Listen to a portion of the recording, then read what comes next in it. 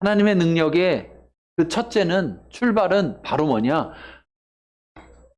자기가 죄인인지 모르던 사람이 자기가 죄인이라고 고백하는 겁니다. 죄를 깨닫는. 죄를 깨닫는.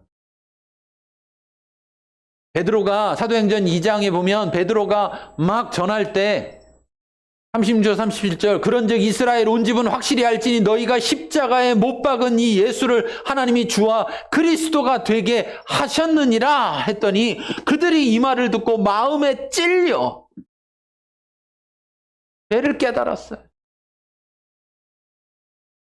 하나님이 우리를 구원하시는데 그 구원하시는 하나님의 놀라운 능력은 바로 우리가 죄를 깨닫게 하는 거고, 그래서 그 죄를 가지고 하나님 앞에 나와서 죄를 자백하도록 만드는 거예요. 흔히 말하는 회심하게 하는 거죠. 여러분, 사람이 사람 바꾸는 거 가능하던가요? 아이고, 그러면 저부터 얼른 제가 바꿀 텐데. 맨날 후회하는데 못 바꿔. 남도 아니고 난데. 나도 내 맘대로 못 바꿔요. 나도 내 맘대로 못 바꿔. 그래요, 안 그래요? 그런데 그런 내가 죄인이라고 죄를 인정하고 죄를 고백하며 죄를 회개할 수 있게 하는 것은 하나님의 능력으로만 가능합니다.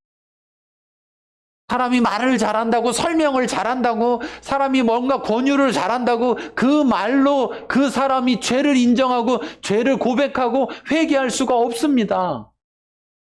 네. 하나님의 능력이 아니고는 죄를 깨닫고 죄를 회개할 수 없어요. 그렇기 때문에 우리가 전하는 복음을 부끄러워하지 않는 거예요. 바울이 말하는 것처럼. 왜? 하나님의 구원을 주시는 하나님의 능력이 되시기 때문에. 우리가 뭔가 잘나서, 우리가 뭔가 다른 사람들한테 내세울 만한 모습이어서 부끄러워하지 않는 것이 아니라, 우리는 죄인이었지만 그러나 우리로 하여금 죄를 깨닫고 죄를 회개해서 용서받을 수 있도록 하신 그 복음이, 그 예수 그리스도가 하나님의 능력이시기 때문에 우리는 부끄러워하지 않는 거예요. 사람의 지혜로 가능하지가 않다고요. 고린도전서에서 말합니다. 이 세상의 지혜도 아니고 이 세상에 없어질 통치자들의 지혜도 아니고, 이 지혜는, 하나님의 지혜는 이 세대의 통치자들이 한 사람도 알지 못하는 것이다. 알았으면 영광의 주를 십자가에 못 박지 않았을 것이다. 하나님이 자기를 사랑하는 자들을 위해서 예비하신 모든 것이 눈으로 보지도 못하고 귀로 듣지도 못하고 사람의 마음으로 생각지도 못한다 했습니다. 육에 속한 사람은 하나님의 성령의 일들을 받지 않는다 했습니다. 받지 못하는 게 아니고 받지를 않는다는 거예요. 받지를 않는다. 네. 왜? 그건 영적으로만 분별되기 때문에.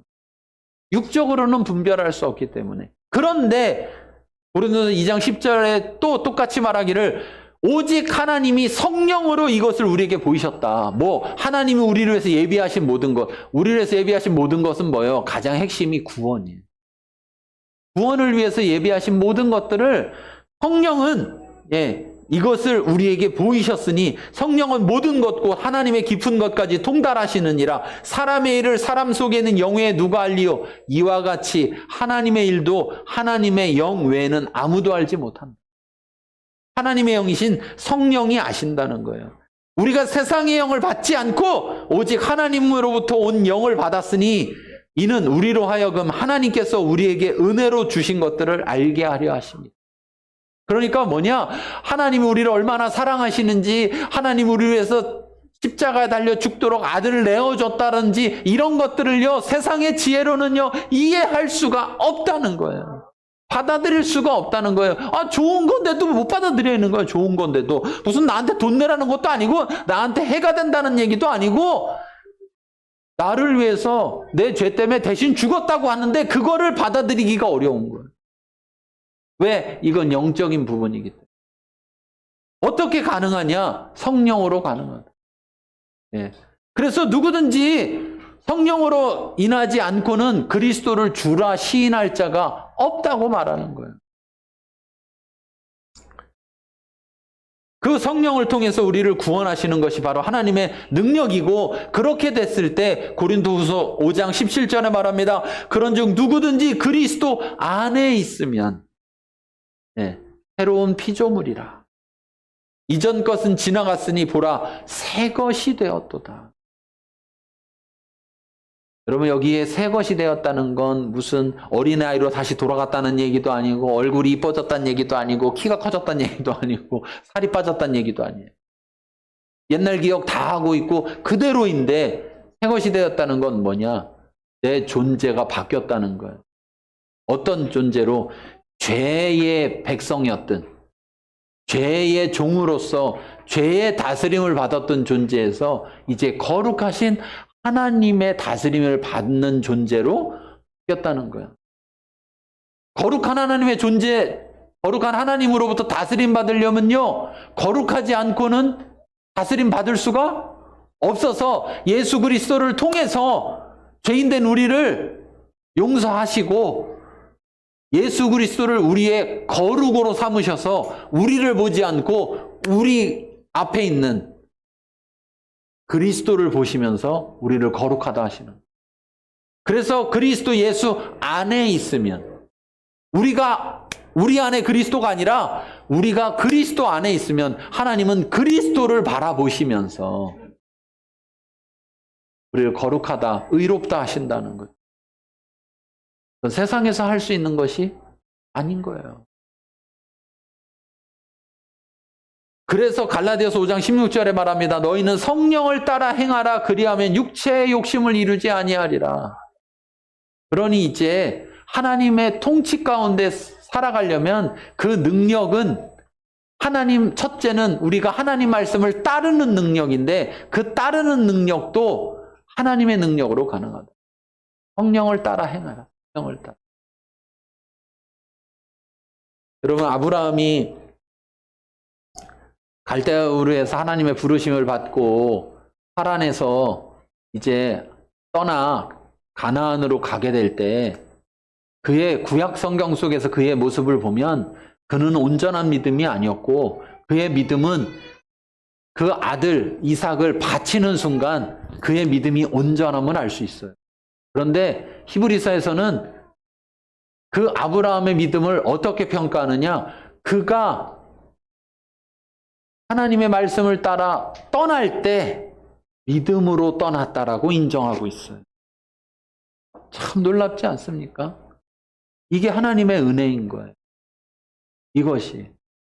분명 그때의 그는 온전한 믿음이 아니었어요. 본토 친척 아비집을 떠나라고 했는데 자기 조카를 데리고 가는, 그 조카를 놓고 가야 되는데, 혼자만 떠나야 되는데, 그래서 나중에 하나님이 결국은 갈라서게 만드시는 그러한 하나님의 일이 있었는데도 불구하고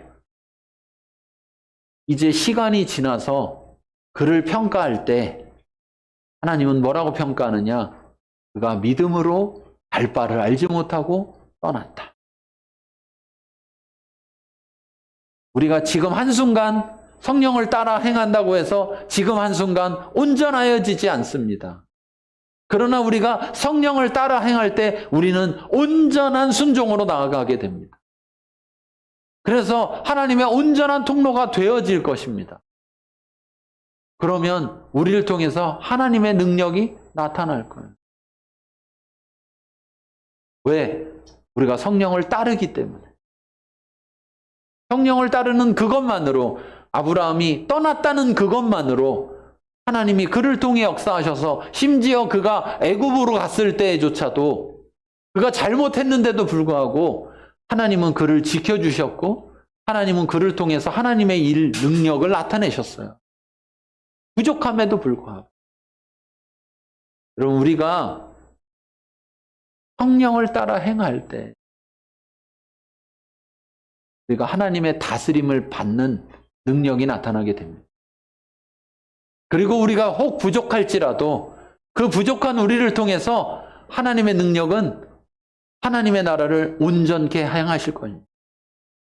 그 나라를 나타내실 거예요. 그러므로 우리가 성령을 따라 행해야 됩니다. 그때 성령의 능력이, 하나님의 능력이 우리 가운데 나타나는 것입니다. 로마서 8장 37절에 말합니다. 이 모든 일에 우리를 사랑하시는 이로 말미암아 우리가 넉넉히 이기느니라. 우리가 어떤 상황 속에서도 아까 얘기했던 것처럼 의와 평강과 희락이 어떻게 있을 수 있느냐? 예, 그것들은 바로 우리를 사랑하시는 이 하나님으로 말미암아, 그의 능력으로 말미암아서 어떤 상황 속에서도 넉넉히 이긴다, 이렇게 말씀하고 있습니다. 그래서 그것이 보여지는 것입니다. 결국 하나님의 나라를 언제 분명하게 보느냐? 우리가 죽어서 보겠죠? 그렇잖아요? 하늘나라에 가서. 그런데 이 땅 가운데 있을 때 우리는 이 땅에서 하나님의 나라에서 하늘에 있는 하나님의 나라로 옮겨갈 때 우리에게 무엇이 있느냐?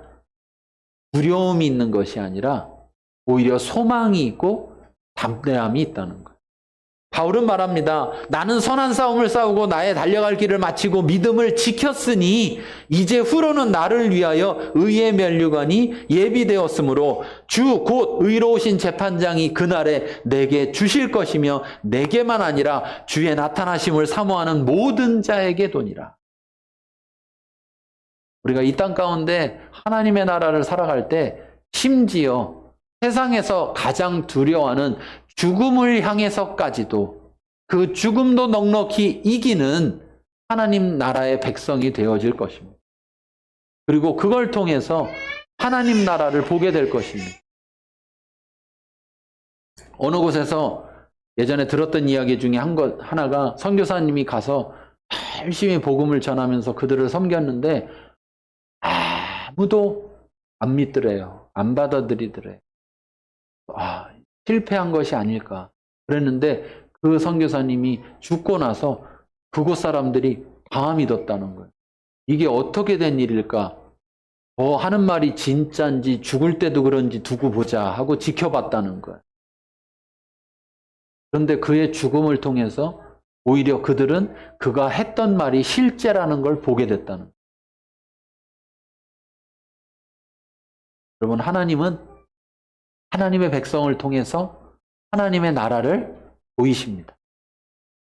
그 하나님의 나라, 그것은 바로 말에 있는 것이 아니라 능력에 있는데 어떤 능력? 하나님의 능력이 있는 것이고 그 하나님의 능력은 하나님 나라 백성을 통해 나타날 때 하나님 나라 백성이 그리스도 안에 있을 때 하나님의 통치 가운데 있을 때 그때 그들을 통해서 하나님의 능력이 나타나게 될 것입니다. 마지막으로 한 가지 말씀드리면 내가 온전함을 향하여 가고 있는 중간에 이 한 모습은 온전하지 않은 모습입니다. 그렇죠? 그런데 가지 않으면서 온전하지 않은 모습과 온전함을 향해서 가면서 온전한 모습, 온전하지 않은 모습은 다른 모습이라는 걸 기억하시기 바랍니다. 하나님은 우리를 다 알고 계시다. 난 어차피 부족한데, 난 어차피 온전하지 못한데, 난 어차피 이거밖에 안 되는데, 그러면서 가만히 머물러 있을 때 그것을 하나님은 인정하지 않으신다는 거예요. 그런데 내가 온전함을 향해 가지만 나는 온전할 수가 없기 때문에 내가 연약해서 온전하지 못한 모습 가운데 있다 할지라도 하나님은 그것을 아브라함에게 믿음으로 떠났다고 인정해 주듯이 우리가 온전하다고 인정하시는 것입니다. 우리는 어떻게 해야 될까요? 우리는 하나님 나라 백성인데 우리는 하나님 나라를 보여야 될까요? 보이지 않아도 될까요? 보이지 않는다면 보이지 않는 것만이 아니라 우리도 하나님 나라에 살지를 못하는 것입니다. 그럼 우리 이 땅에서부터 하나님 나라를 살 수 있는 저와 여러분 되길 바랍니다. 그리고 우리만 사는 것이 아니라 우리를 통해서 하나님 나라가 보여져서 이제 다른 사람들도 하나님 나라에 오게 되는 구원의 능력이 나타나는 하나님의 나라가 되길 바랍니다. 이 시간 말씀을 생각하며 기도할 텐데 말씀 보겠습니다. 같이 읽겠습니다.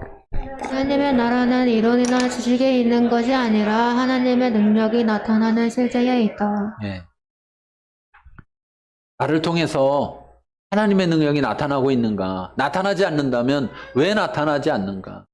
내가 진정 하나님의 통치를 받고자 하는 그곳을 향해 나아가고 있는가? 아니면 나는 통치받지 않고 살아가고 있는 것은 아닌가?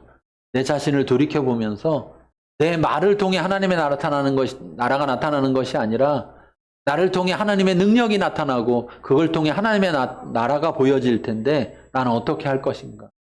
여러분 이 시간에 지금 각자 하나님 앞에서 결단할 수 있기 바랍니다. 기도하겠습니다.